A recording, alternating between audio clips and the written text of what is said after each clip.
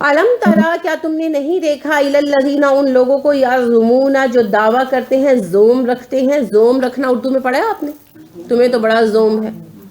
ہاں، گمان کرنا، دعویٰ، بڑے بڑے دعوے کرنا، خوش گمانی اس کو کہنا چاہیے اپنے بارے میں. انہم، کہ بے شک وہ، آمنوا، ایمان لائے، بما انزل الیک، اس کتاب پر جو آپ پر اتاری گئی، وما انزل من قبلک، اور اس پر جو آپ سے پہلے اتاری گئی. یریدون، وہ چاہتے ہیں، آن کے یتحاکموا، وہ فیصلے کے لیے جائیں، الی الطاغوت، طاغوت کی طرف. وقت بلا شک و شبہ، امروا، وہ حکم دیے جا چکے ہیں، ان یکفروا بہ، کہ وہ اس کا کفر کریں. کیا تم نے ان لوگوں کو دیکھا ہے جن کا دعویٰ تو یہ ہے کہ وہ آپ پر نازل کیے گئے کلام پر، قرآن پر ایمان لے آئے ہیں، اور آپ سے پہلی کتابوں پر بھی ایمان رکھتے ہیں، اور حال ان کا یہ ہے کہ فیصلے کرانے کے لیے طاغوت کی طرف جاتے ہیں، حالانکہ وہ حکم دیے جا چکے ہیں کہ طاغوت کا انکار کریں. کون مراد ہے؟ ہم لوگ جو غلط کام کریں. آیت کو سنیں اور پھر جواب دیں. جی، کون مراد ہے؟ جو ایمان لائے ہیں. لیکن کیا سارے مراد ہیں؟ ایمان تو ہم بھی لائے ہیں.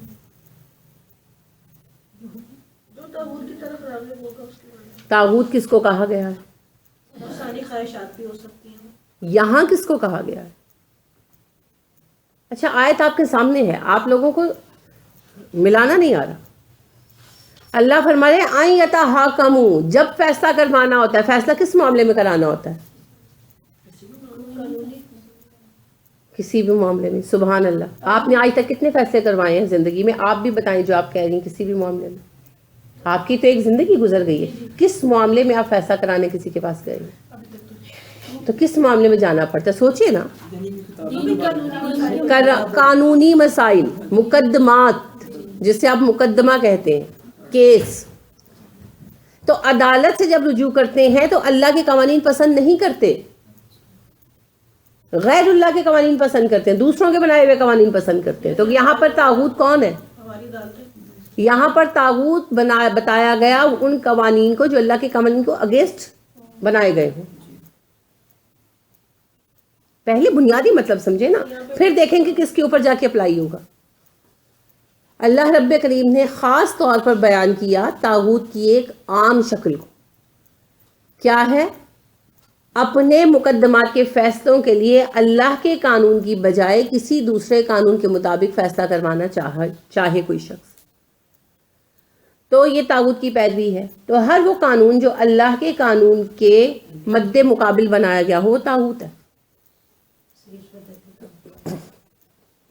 نہیں، اللہ کے قانون کے علاوہ قانون بنانا، اللہ کے قانون کے علاوہ قانون بنانا. پہلے اس کا مطلب سمجھ لیں. اللہ کے قانون کو بگاڑ کر اپنی مرضی کے قانون بنانا. رشوت تو ایک علیحدہ گناہ ہے، وہ طاغوت نہیں ہے، وہ تو ایک گناہ ہے، فسق ہے. جی، جیسے کہ فتویٰ لوگ لے لیتے ہیں کہ جب ڈائیورس ہو جاتی ہے تو وہ حلالہ کا جو وہ آپ کو بنا کے دیتے ہیں کہ جی آپ ایک دن کے لیے شادی کریں، اس کے بعد وہ ازدواجی تعلقات قائم کر کے تو اس کو طلاق دے دیں. جبکہ اللہ تعالیٰ نے تو اس کے ڈفرینٹ احکامات دیے نا کہ وہ دونوں ہسبینڈ وائف رہیں، اور اگر خدا نہ خواستہ اس شوہر کا انتقال ہو جائے یا وہ ان کی آپس میں طلاق ہو جائے نہ بنے تو پھر وہ ایز اے حلالہ کنسیڈر ہوگا. لیکن اگر حلالہ کی نیت سے شادی کریں گے تو پھر وہ تو اللہ تعالیٰ کے حکم کی بالکل ہی انہوں نے نافرمانی کری. آسان تھی. اچھی مثال دی انہوں نے. اللہ رب کریم نے کہا اگر کوئی شخص طلاق بائن دے دے اپنی بیوی کو، اس کے بعد وہ کہیں اور شادی کرتی ہے عورت، شادی کے بعد اس کی وہاں سے بھی طلاق ہو گئی یا وہ شوہر مر گیا، تو وہ پہلے شوہر سے شادی کر سکتی ہے. اس کو حلالہ کہا گیا. مگر ہمارے یہاں ایک نئی شکل بنا لی گئی کہ میں نے طلاق دے دیا، میں دوبارہ شادی کرنا چاہتا ہوں، تم ایک دن یا ایک ہفتے کے لیے میری بیوی سے شادی کر لو. اور اس میں بیوی بھی ملوث ہوتی ہے. تو وہ شادی کر لیتے ہیں اور ہفتے بعد یا 2 دن بعد یا 3 دن بعد طلاق دے دیتے ہیں فزیکل ریلیشن کرنے کے بعد، اور کہتے ہیں جی حلالہ ہو گیا تو پہلے شوہر سے شادی کر لو. اب یاد رکھنے کی بات کیا ہے، نکاح حلالہ نہیں ہوتا. تو لہٰذا نہ اس شوہر کے ساتھ سو کالڈ شادی ہوئی، نہیں ہوئی نا، تو حرام کاری. اور پہلے شوہر کے ساتھ چونکہ حلالہ ہی نہیں ہوا تو پہلے شوہر کے ساتھ رشتہ بھی کیا ہے، حرام کاری.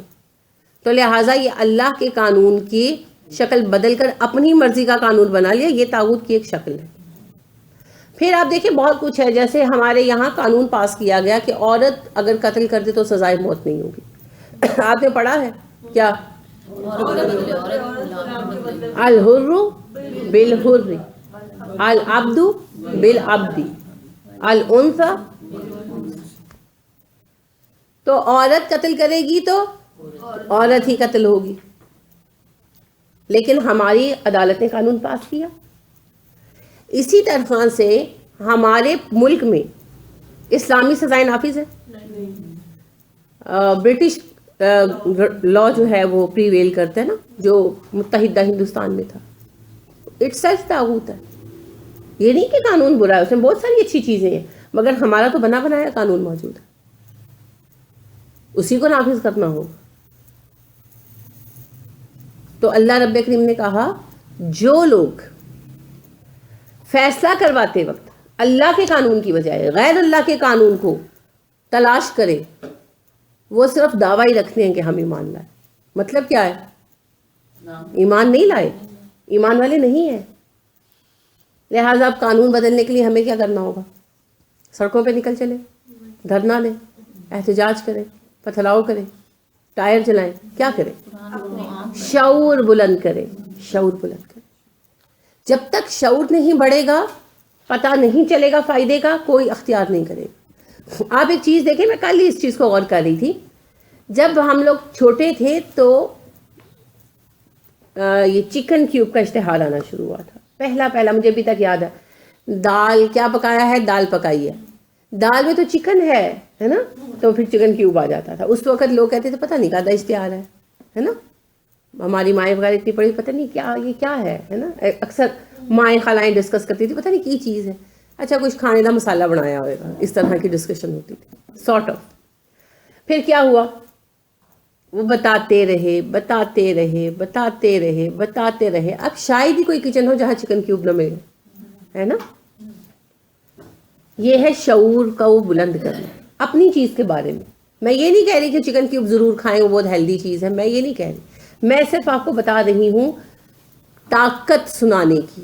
اللہ نے کہا نا واسمیو، سنو، واسمیو. سنتے آئے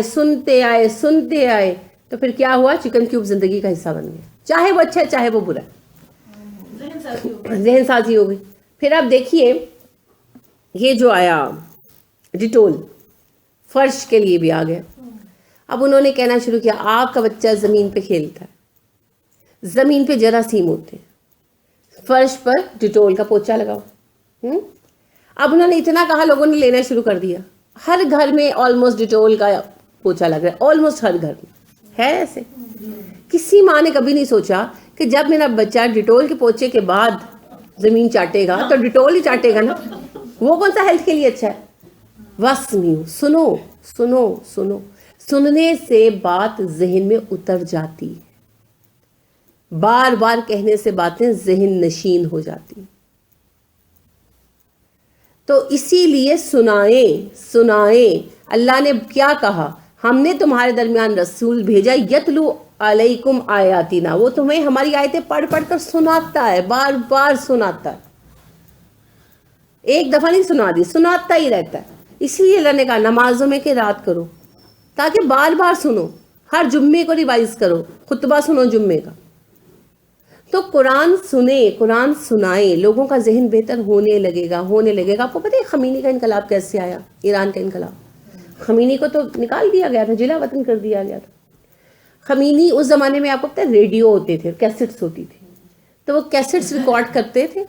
ایک کیسٹ 10-12 کر لی، وہ پھینک دی گھروں کے اوپر نا، پھینک دیتے تھے ہیلی کاپٹر وغیرہ سے. دیہاتوں میں، شہروں تک تو اپروچ ہی نہیں تھی.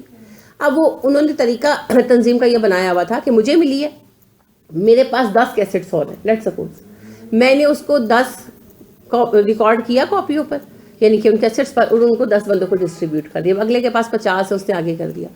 اسی طرح وہ آگے چلتا جاتا تھا اور نئے جو خطاب ہیں خمینی کے پہنچتے رہتے تھے، اور آخر کار فتح خمینی کی ہوئی.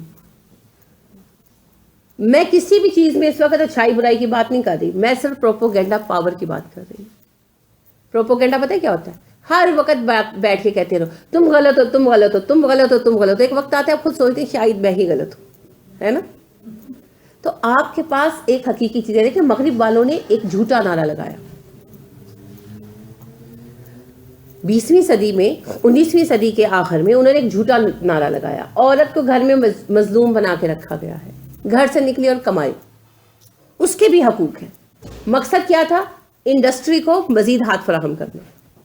انڈسٹریل ریولوشن آیا تھا نا، جب انسان نے انرجی پر قابو پایا تو انڈسٹریل ریولوشن آیا. 2 چیزیں تھیں اس میں، ایک جو ہے یہ انرجی کے ریسورسز اور دوسرا یہ پلاسٹک کی ایجاد. بہرحال ان سے بہت بڑا صنعتی جو ہے نا انقلاب آ گیا. اس انقلاب کے نتیجے میں مرد کم پڑ گئے، عورتوں کو گھروں سے نکالا گیا. نکالنے کے لیے یہ نہیں کہا گیا اور کام کرو، روشن مستقبل کے خواب دکھائے گئے. عورت کو کہا گیا نسلوں سے تمہیں پیس کر رکھا گیا ہے، نکل آؤ. اب وہ عورت جو صدیوں سے گھر میں بیٹھی تھی، گھر چلا رہی تھی، خوش تھی گھر میں، یکا یک اس کو سن سن کے محسوس ہونے لگا ہاں میں تو بہت مظلوم ہوں، مجھے تو کھانا نہیں ملتا، مجھے تو کپڑا نہیں ملتا. حالانکہ مرد جو کچھ کما کے لاتے ہیں کس کے پاس ہے؟ عورت کے پاس ہے. آپ آج دیکھیں یہی نعرہ سن سن کر ایک وقت وہ آیا ہے کہ ہمارے بچیاں بھی بعض اوقات ہمیں کہتی ہیں آپ کیا اپنی زندگی خراب کر رہے ہیں. کہتی ہیں نا سم ٹائم بچے. سننے کا نتیجہ ہے، سنانے کا نتیجہ ہے. تو لہٰذا یہ قوت ہے سنانے میں، سننے میں. اسی لیے یاد رکھیں تحصیل علم کا پہلا ذریعہ کیا ہے؟ سما، سننا. اللہ نے بھی حکم دیا وَإِذَا قِرَأْتَ الْقُرْآنَ فَانصِتُوا وَاسْمَعُوا، چپ ہو جاؤ، توجہ سے سنو. تو یہ جو سما ہے نا یہ معمولی بات نہیں ہے. شعور بیدار کرنا ہے. کیسے بیدار ہوگا؟ سناتے رہیں، سناتے رہیں، سناتے رہیں، جہاں بیٹھیں کچھ نہ کچھ کہہ کر آئے. بڑی خوبصورت بات ڈاکٹر فرد صاحبہ نے کہی ایک لیکچر میں. وہ کہتی ہیں کہ جب آپ لوگ بیٹھے نا ویٹنگ روم میں، ڈاکٹر پہ گئے ہیں، انتظار کریں، تو چپ کر کے مت بیٹھیں، اپنے ارد گرد والوں سے بات کریں. آپ بات کر کے انہیں بہت کچھ کنوے کر سکتے ہیں. جب سواری میں بیٹھیں تو چپ کر کے مت بیٹھیں، انہیں کچھ نہ کچھ دے کر آئیں. تو ہر وقت ہر جگہ اپنے بچوں کے ساتھ، اپنی بہنوں کے ساتھ کچھ نہ کچھ انہیں کنوے کریں. کہتے رہیں، کہتے رہیں، کہتے رہیں، تبدیلی آئے گی. تو شعور بڑھانے سے ملک کا قانون بدلے گا، اور قانون بدلنے سے ہم بھی دین کے مطابق فیصلے حاصل کر سکیں گے. اور رہ گئی یہ بات کہ نہیں جی اسلام کا قانون سخت ہے اور ہمیں برٹش لا چاہیے، تو ایسی سوچ تو اللہ رب العزت نے کیا کہا؟ ایمان کا خالی دعویٰ ہے، ایمان کی حقیقت کوئی نہیں. وہ یرید، اور چاہتا ہے، الشیطان، شیطان، آن کے یضلہم، بھٹکا دے انہیں، ضلالا بعیدا، دور لے جائے گمراہ کر کے. شیطان تو پہلے یہی چاہتا ہے کہ انہیں بھٹکا دے، اور بھٹکا کر دور پہنچا دے. کنہیں؟ انسانوں کو، آپ کو، مجھے، سب کو. تو بھٹکانے کے لیے وہ طریقہ پھر کیا اختیار کرتا ہے؟ ہمیں اللہ کے قانون سے کر دے. اللہ کے قوانین میں کیا ہے؟ ہدایت. ضلالت کا الٹ کیا ہے؟ ہدایت. تو ہدایت کہاں ہے؟ اللہ کے قوانین. اور گمراہی کہاں ہے؟ اللہ کے قوانین کے الٹ. اسی لیے تو ہم گمراہی کی طرف بھاگے جا رہے ہیں. اب دیکھیے ایک چھوٹی سی چیز دیکھیے جو ہمارا بہت بڑا مسئلہ بنا ہوا ہے. یہ جو بدفعلیاں ہو رہی ہیں بچوں کے ساتھ، لڑکیوں کے ساتھ، کتنا مسئلہ ہے. اب مجھے بتائیں کہ اگر زنا کی سزا رائج ہو تو اس طرح کھلے عام یہ جرائم ہوں؟ نہیں ہوں.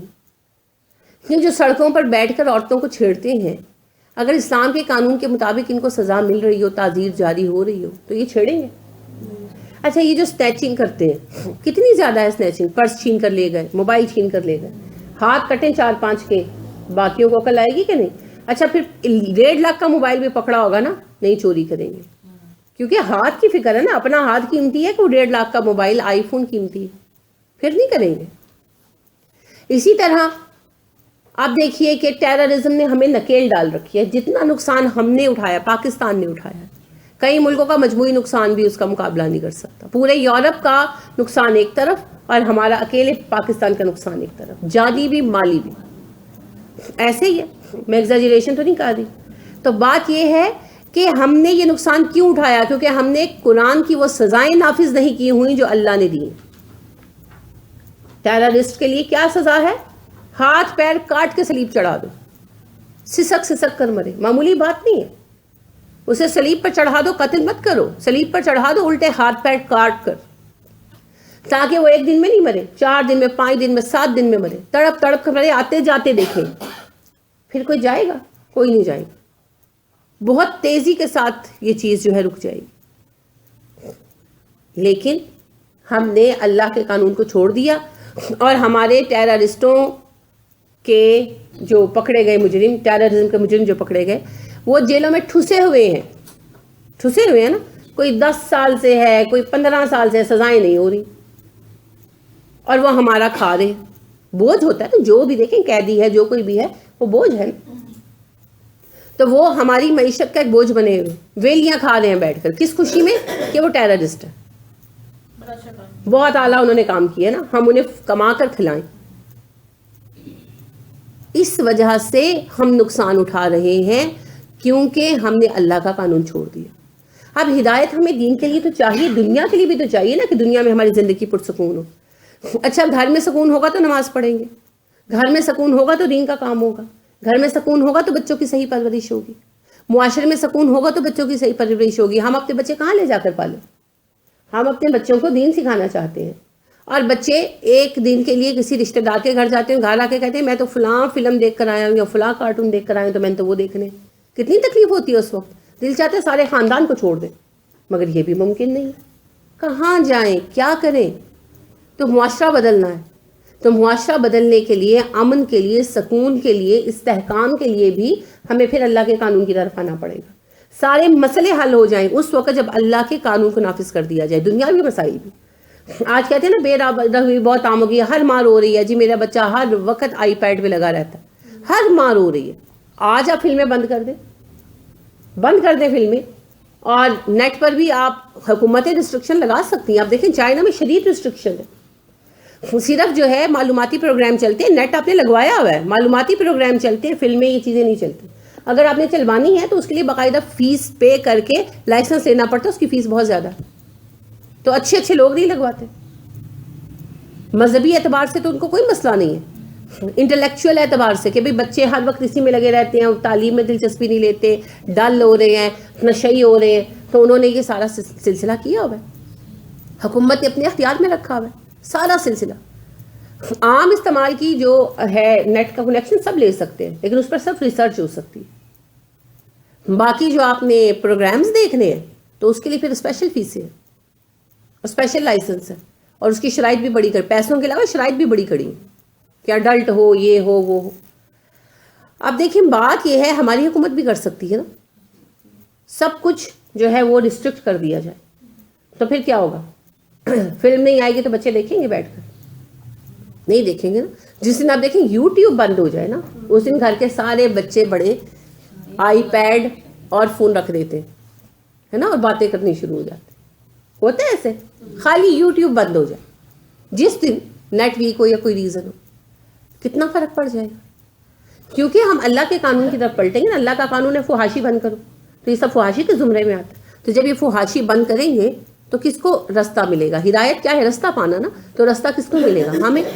ہمیں آسانی ہو جائے گی. تو اللہ کے قانون پر آئیں گے تو دنیا بھی سنورے گی اور آخرت تو سنورے گی ہی سنورے گی. شیطان جو کہ ہمیں گمراہی میں لے جانا چاہتا ہے تو وہ پھر ہمیں ان چیزوں سے انٹائز کرتا ہے. آپ کو پتہ ہے جب یہ فلم میں یہ چیزیں چل رہی ہوں، بچوں کو روٹی بھولی ہوئی ہوتی. اچھا ایک نیا فیشن آ گیا ہے، یعنی مجھے بہت برا لگا، really I felt upset about it. بیمار ہو گیا نا کوئی تو اس کو آئی پیڈ پکڑا دو فلم لگا کر. اچھا بیماری کی کیا سنتیں ہیں، کیا کرنا چاہیے بیماری میں؟ اللہ سے استغفار کریں اور دعائیں مانگیں، کیونکہ بیمار جب استغفار پڑھتا ہے تو قبول ہوتی ہے. بیمار کی ہر دعا قبول ہوتی ہے نا. رسول اکرم صلی اللہ علیہ وسلم نے کہا جو حالت بیماری میں 40 دفعہ آیت کریمہ پڑھ لے تو اللہ اس کو شفا دیں گے، اور اگر شفا نہیں ہے تو وہ مرے گا تو بخشا ہوگا. ایسے ہی ہے نا. اور بیمار کی ہر دعا قبول ہوتی ہے. تو اس وقت پھر کیا کرنا چاہیے؟ حاجتیں پیش کرنی چاہیے. اب یہ شیطان نے ایک نیا رستہ سکھا دیا. بیمار کو آئی پیڈ پکڑا دو تاکہ وہ خود کو بھی بھول جائے، رب کو بھی بھول جائے، اور بیماری سے اٹھنا تو اللہ کے حکم سے ہے یا نہیں ہے وہ تو اللہ کو پتہ ہے، لیکن وہ سارا وقت جو ہے نا برباد ہو جائے. وہ آخر اگر فرض کریں اس بیماری میں موت لکھی ہے تو آخر وقت میں بھی کیا ہے کہ وہ فلمیں ہی دیکھتا دیکھتا دنیا سے گزر جائے. لہٰذا کیا آ رہا ہے، جو پرائیویٹ ہاسپٹلز ہیں وہاں وارڈز کے پرائیویٹ رومز کے اندر بھی ٹی وی لگائے جا رہے ہیں، LEDs لگائی جا رہی ہیں. ہم کدھر جا رہے ہیں؟ یہ ہے شیطان گمراہ کر کے دور لے جانا چاہتا ہے، دور نکال کر لے جانا چاہتا ہے. ہم کتنا بڑا کام کر سکتے ہیں اگر ہم صرف یہ کریں کہ جو ویٹنگ رومز ہیں، ہاسپٹل کا ویٹنگ روم ہے، جو ہے یہ جو ہے ریلوے کا ویٹنگ روم ہے، جگہ جگہ پر انتظار کرنا پڑتا ہے، اسٹاپ ہیں، بس اسٹاپس ہیں، گاڑیاں، یہ جو رکشے وغیرہ ہیں، ان سب کو ریسٹرکٹ کر دیا جائے کہ سوائے قرآن کے اور لیکچرز کے کچھ نہیں لگانا. تو کتنا فرق پڑے. اب دیکھیں سعودیہ میں کیسے ذہن بدلنا شروع ہو جاتا ہے. کیوں؟ اس لیے کہ آپ جاتے ہیں تو بورڈز بھی لگے ہوئے ہیں اللہ کے ذکر والے، آپ گاڑی میں بیٹھے تو یا تلاوت لگی ہے یا لیکچر لگا ہے، آپ کسی ہوٹل میں گئے ہیں، ویٹنگ میں بیٹھے ہیں، ویٹنگ روم میں بیٹھے ہیں تو کیا ہے آپ کے وہی لیکچرز چل رہے ہیں، اذکار چل رہے ہیں. آپ کسی بڑے سے بڑے اس میں گئے ہیں، ہاسپٹل میں گئے ہیں تو بھی یہی چل رہا ہے. کوئی خواتین کی تصویر نہیں آ رہی اور اس پہ بھی صرف نام وغیرہ ہی آتے ہیں اور بیچ میں اس میں بھی اذکار آتے ہیں. اگر ہماری حکومت صرف اس ایک چیز کا اہتمام کر لینا کہ ان جگہوں پر جو پبلک پلیسز ہیں پابندی لگا دے اور لوگوں کو پابند کر دے کہ سوائے قرات کے اور لیکچرز کے کچھ نہیں چلانا اور اس پر عمل درآمد کرائے، تو آپ دیکھیں کتنی تیزی سے تبدیلی آتی ہے. ہر وقت تو شیطان سوار رہتا ہے، جہاں موسیقی بجتی ہے وہاں شیطان، ہر وقت ہر جگہ پہ شیطان سوار ہے. تو پھر رحمتیں کیسے آئیں گی؟ لہٰذا ہمیں اللہ رب کریم کے قانون کی طرف پلٹنا ہوگا، اور اس پلٹنے کے لیے ضروری ہے قانون کا بدلنا، نظام کا بدلنا. اور یہ بدلاؤ ایسے نہیں آئے گا کہ کوئی اٹھ کے کہے میں نے شریعت نافذ کر، یعنی ایک بندے. جب تک آپ کو پتہ ہے حکمران کیوں نہیں نافذ کرتے؟ کیونکہ انہیں بھی پتہ ہے عوام چاہتے بھی نہیں ہے، عوام کی اکثریت نہیں چاہتی ہے. جب عوام کی اکثریت چاہنے لگ جائے گی نا تو خود بہت کام ہو جائے گا. لہٰذا عوام کا ذہن بدلے. جب لوگ چاہیں گے تو حکومت کے پاس بھی پھر کوئی راستہ نہیں ہوگا. اور ذہن بدلنے کے لیے کیا کرنا ہوگا؟ شعور بڑھانا ہوگا. اور شعور بڑھانے کے لیے کیا کرنا ہوگا؟ قرآن سنانا ہوگا، صرف قرآن سنانا ہوگا. قرآن پڑھیں، احادیث سنائیں، انشاءاللہ بیداری آئے گی. ٹھیک ہے؟ اللہ رب کریم ہمیں استقامت عطا فرمائے اور ہمیں ہر وقت ہر جگہ قرآن سنانے کی توفیق دے. آمین. سبحانک اللہم و بحمدک ونشہد ان لا الہ الا انت ونستغفرک ونتوب الیک. السلام علیکم ورحمۃ اللہ وبرکاتہ. میری اپنی نا پنڈی کا سفر کرتی رہتی ہے بھائی جان کی بیماری کی وجہ سے. تو کوچ میں ایک دن بیٹھتی ہے نا، جب 5-6 گھنٹے کا سفر ہوتا ہے لے کے نا CD میڈم صاحبہ کی چلا دیتی ہوں. تو آپ یہ جب بھی ہوتا تینوں 5-6 عورتیں اور 7-8 مرد جو ہوتے ہیں نا وہ ڈریس لیتے ہیں میڈم کے اور قرآن شروع کرتے ہیں، وعدہ کرتے ہیں کہ ہم قرآن شروع. مسز فرحت ہاشمی.